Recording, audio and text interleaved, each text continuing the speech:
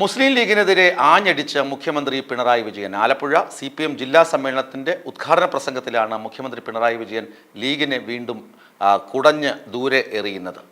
ലീഗിനോട് പിണറായി വിജയന് വിദ്വേഷവും ദേഷ്യവും തുടങ്ങിയിട്ട് നാളുകൾ കുറച്ചധികമായി.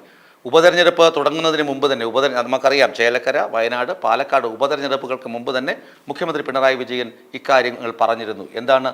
മതരാഷ്ട്രവാദികളായ ജമാഅത്തെ ഇസ്ലാമി, SDP തുടങ്ങിയ ആളുകളുമായി ലീഗ് ചങ്ങാത്തം കൂടുന്നത് ആത്മഹത്യാപരമാണ് എന്ന് തന്നെയായിരുന്നു അന്നത്തെ വിമർശനം. സാദിഖ് അലി ശിഹാബ് തങ്ങൾ ഈ മതരാഷ്ട്രവാദികളെ ലീഗിൻ്റെ കോട്ടയിലേക്ക് വലിച്ചു കയറ്റുമ്പോൾ ലീഗ്, അതായത് ബഹുഭൂരിപക്ഷം വരുന്ന മുസ്ലിം സമുദായ അംഗങ്ങളും പറയുന്ന ബഹിഷ്കരിച്ചിരിക്കുന്ന ജമാഅത്തെ ഇസ്ലാമിയെയും SDP ലീഗ് കൂടെ ചേർക്കുമ്പോൾ ഈ മുസ്ലിം സമുദായത്തെ മുഴുവൻ കൊണ്ട് അപകടത്തിൽ ചാടിക്കുകയാണ് എന്ന് മുഖ്യമന്ത്രി ആവർത്തിക്കുകയാണ്. എന്നിട്ട് മറ്റൊരു കാര്യം കൂടി അദ്ദേഹം സൂചിപ്പിക്കുന്നുണ്ട്. കോൺഗ്രസിന് ദേശീയ തലത്തിലുണ്ടായ ഗതികേട് ലീഗ് ഓർക്കണം. കോൺഗ്രസ് എന്ത് ചെയ്തു?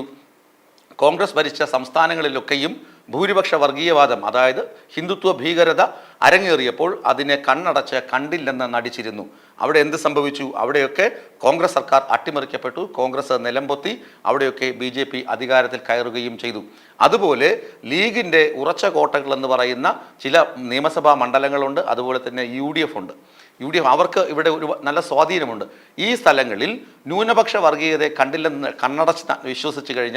കണ്ണടച്ചിരുന്നു കഴിഞ്ഞാൽ അവർ ആ കസേരകളിൽ കയറിയിരിക്കും. ലീഗിന് ഇപ്പോൾ എന്ത് സ്ഥാനമാണോ UDFിലുള്ളത് അത് പിന്നീട് ജമാഅത്തെ ഇസ്ലാമിയുടെയും SDP കൈകളിലേക്ക് പോകും. അങ്ങനെ വന്നാൽ ഇവിടെ ന്യൂനപക്ഷ ഭീകരത, ന്യൂനപക്ഷ വർഗീയവാദം കേരളത്തിൽ ശക്തമായി ഉണ്ടാകും. അത് ശരിയല്ല. അത് ഭൂരിപക്ഷം വരുന്ന മുസ്ലിം സമുദായത്തോട് ചെയ്യുന്ന ദ്രോഹമായിരിക്കും എന്ന മുന്നറിയിപ്പാണ് മുഖ്യമന്ത്രി കഴിഞ്ഞ ദിവസം ഹരിപ്പാട് നടന്ന സമ്മേളന ഉദ്ഘാടന വേദിയിൽ വെച്ച് പ്രസംഗിച്ചത്. അതുമാത്രമല്ല, ലീഗിനെ മാത്രമല്ല വിമർശിച്ചത്, ഒപ്പം തന്നെ ആലപ്പുഴയിലെ പാർട്ടി വിഭാഗീയതയെക്കുറിച്ചും മുഖ്യമന്ത്രി വാചാലനായി.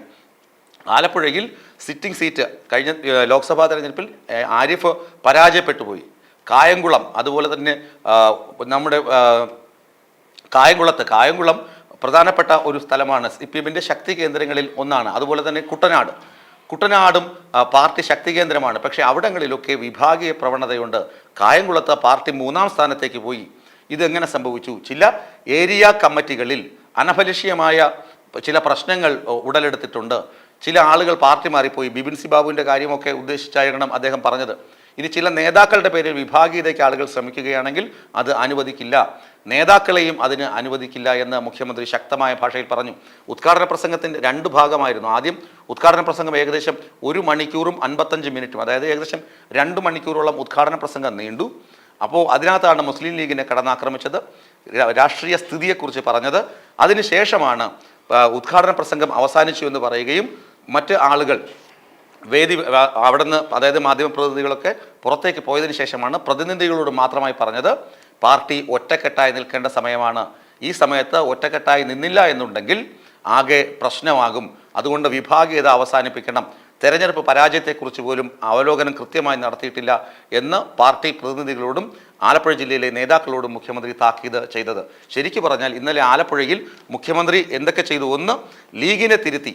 ലീഗ് ചെയ്യുന്നത് വർഗീയവാദമാണ്, വർഗീയ രാഷ്ട്രീയത്തിലേക്ക് കടന്നുപോയിക്കൊണ്ടിരിക്കുകയാണ്, അത് തെറ്റാണ് എന്ന് പൊതുസമൂഹത്തോട് വിളിച്ചു പറഞ്ഞു മുഖ്യമന്ത്രി. അതിനുശേഷം ആത്മപരിശോധന എന്നോണം പാർട്ടിയിലെ ആളുകൾ അച്ചടക്കത്തോടെ പെരുമാറണമെന്നും വിഭാഗീയത പാടില്ലെന്ന താക്കീതും മുഖ്യമന്ത്രി നൽകുകയുണ്ടായി.